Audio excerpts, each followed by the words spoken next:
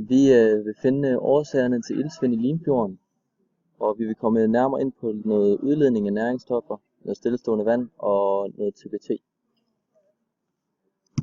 Her ser vi et billede på udledning af næringsstoffer, og vi kan se, at på den her side af søen, der kommer næringsstofferne ud fra marken, hvor de bliver spredt ud fra en traktor, og så kommer der kvælstof, fosfor og organisk materiale ud i søen.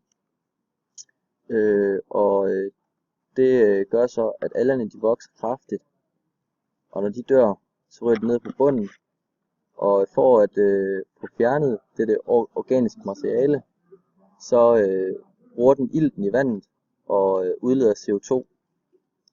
Og på den måde går processen om igen, for når der kommer mere CO2, så kommer der flere alger, og de dør så, og al eutronen den bliver opbrugt i vandet, og der vil derfor opstå iltsvind. I den næringsfattige sø, der sker dette ikke, fordi at der bliver ikke udledt kvælstof, fosfor og organisk materiale, og derfor kan euton frit komme op i søen og fordele sig.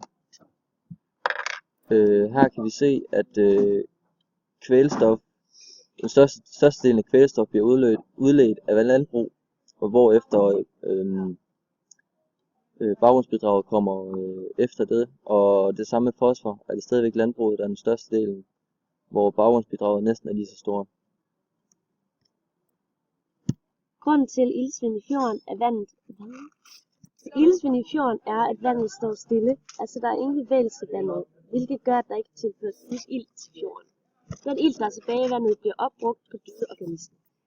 På skibene er der i bundmalingen et giftigt stof, som hedder TBT. Det blev især brugt i gamle dage til at male skibsbundene, men man er senere blevet klar over, hvor farligt det er, og er derfor stoppet med at bruge det på små både. Og nu er det faktisk kun lovligt at bruge det på store skibe. TBT kan påvirke hormonerne hos dyrene på bunden, og det kan gøre, at dyrene skifter køn eller bliver tvikønnede. De kan også risikere at dø.